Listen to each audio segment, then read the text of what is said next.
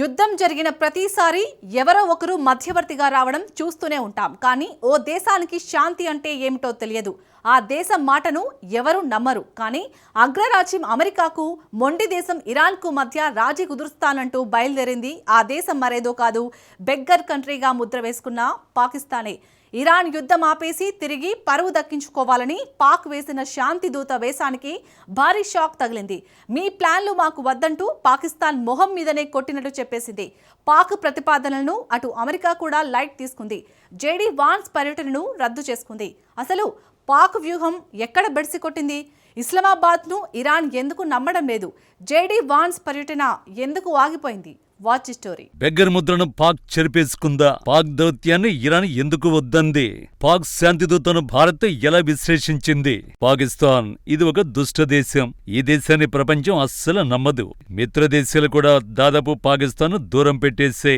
ఆ దేశాన్ని చాలా వరకు గల్ఫ్ దేశాలు బెగ్గర్ కంట్రీగానే చూస్తున్నాయి. నిన్న మొన్నటి వరకు పాకిస్తాన్ వద్ద ఉన్న అణ్వాయుధాలను చూసి తమకు రక్షణ విషయంలో సాయంగా ఉంటుందని కొన్ని ముస్లిం దేశాలు భావించాయి. అందుకే పాకిస్తాన్ కోరినప్పుడల్లా రుణాలు ఇచ్చే దీని ఆసరాగా చేసుకుని పదే పదే ముస్లిం దేశాల వద్దకు రుణాల కోసం పాకిస్తాన్ వెళుతోంది. కానీ ఇటీవల దేశం తీవ్ర ఆర్థిక సంక్షోభంలో కూరుకుపోయింది. తీసుకున్న రుణాలను తిరిగి చెల్లించడం లేదు. ఉగ్రదేశం దివాలా తీయకుండా United Arab Emirates, Saudi Arabia, Qatar వంటి దేశాలు సహాయం చేసేవి. కానీ ఇప్పుడు సీన్ మారిపోయింది. పాకిస్తాన్ ను నమ్ముకుంటే నట్టేట మునగడం ఖాయమని ఆయా దేశాలకు స్పష్టంగా తెలిసిపోయింది.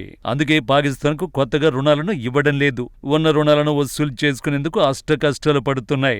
దాదాపు పాకిస్తాన్ పరిస్థితి దారుణంగా మారిపోయింది. అయితే ఇరాన్ యుద్ధం సమయంలో పాకిస్తాన్ కు ఓ కొత్త ఆలోచన వచ్చింది. పోయిన పరపతిని, బెగ్గర్ గుర్తింపును చేర్పుకోవడానికి ఇదే సరైన సమయమని భావించింది.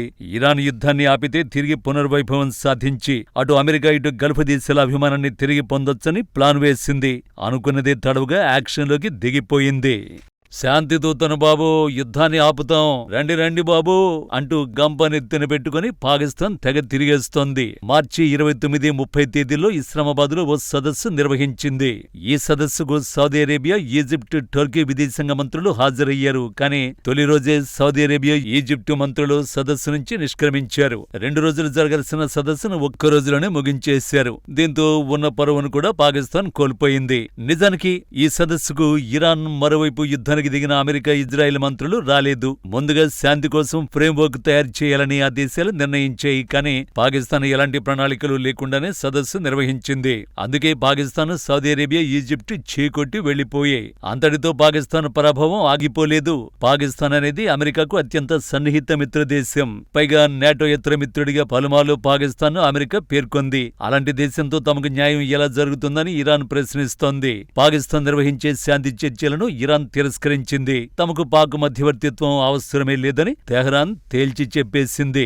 దీంతో పాకిస్తాన్ శాంతి దూత అవతారానికి మరో దెబ్బ పడినట్లయింది. అయితే మధ్యవర్తిగా పాక్ చేస్తున్న ప్రయత్నాలకు తాజాగా మరో దెబ్బ తగిలింది. పాకిస్తాన్ కు అగ్రదేశం భారీ షాక్ ఇచ్చింది.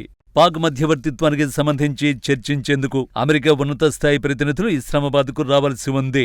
అమెరికా ఉపాధ్యక్షుడు జేడీ వాన్స్ ఆధ్వర్యంలో పాక్ ఓ బృందం వస్తున్నట్టు ముందు వాషింగ్టన్ సమాచారం ఇచ్చింది. కానీ చివరి నిమిషంలో ఇరాన్ వెనక్కి తగ్గడంతో జేడీ వాన్స్ బృందం ఆగిపోయింది. ఇక పాకిస్తాన్ లో తమ పర్యటన ఉండకపోవచ్చని జేడీ వాన్స్ సంకేతాలిచ్చారు. అంతేకాదు పాకిస్తాన్ చర్చల కోసం ప్రతిపాదించిన ప్రణాళికల్ని ఇరాన్ నమ్మడం లేదని స్వయంగా అమెరికా ఉపాధ్యక్షుడే చెప్పారు. నిజానికి అమెరికా సూచనతో పాకిస్తాన్ మధ్యవర్తిత్వానికి రాలేదు. శాంతి దూత పేరు తెచ్చుకోవాలన్న ఆరాటంతో పాకిస్తాన్ చేసిన సొంత ప్రయత్నమే ఇది. ఈ ప్రయత్నం ఆదిలోని హంసబాదు అన్నట్టుగా మారిపోయింది. పాకిస్తాన్ నిర్వహించే దౌత్య వేదికపై ఇరాన్ అనుమానాలను వ్యక్తం చేసింది. దీంతో తమకు సంబంధం లేదని తెహ్రాన్ బహిరంగంగానే ప్రకటించింది. ఈ సదస్సులో తాము భాగస్వాములు కాబోమని ఇరాన్ క్లియర్ కట్ గా చెప్పేసింది. ఇరాన్ కొట్టిన చావు దెబ్బతో అంతర్జాతీయ స్థాయిలో మధ్యవర్తిగా గుర్తింపు పొందాలన్న పాకిస్తాన్ ఆశలు అడియాశలయ్యాయి.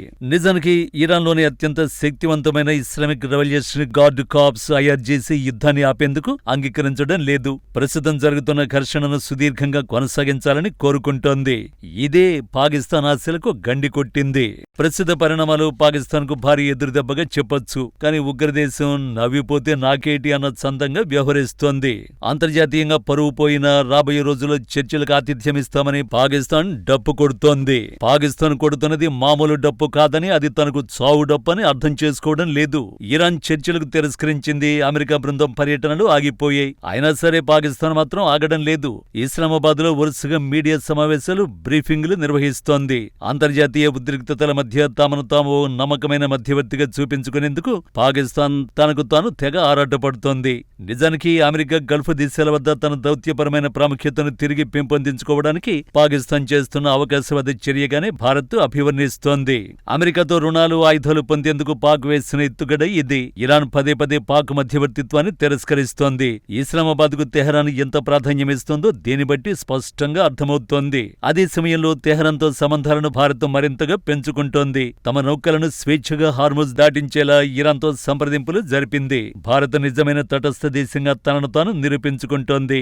నిజానికి పాకిస్తాన్ దౌత్య ఆశయాలకు, క్షేత్రస్థాయి వాస్తవాలకు మధ్య భారీ వ్యత్యాసం ఉంది. తమకు అమెరికా మద్దతు ఉందని, దౌత్య చర్చల్లో పురోగతి సాధిస్తామని పాకిస్తాన్ ఆశించింది. కానీ ఇరాన్ మద్దతు లేకపోవడంతో ఎదురు దెబ్బలు తిన్నది. ఇప్పుడు అమెరికా బృందం సైతం పాక్ పర్యటనకు తిరస్కరించడంతో ఇస్లామాబాద్ బొక్కబోర్ల పడినట్లయింది.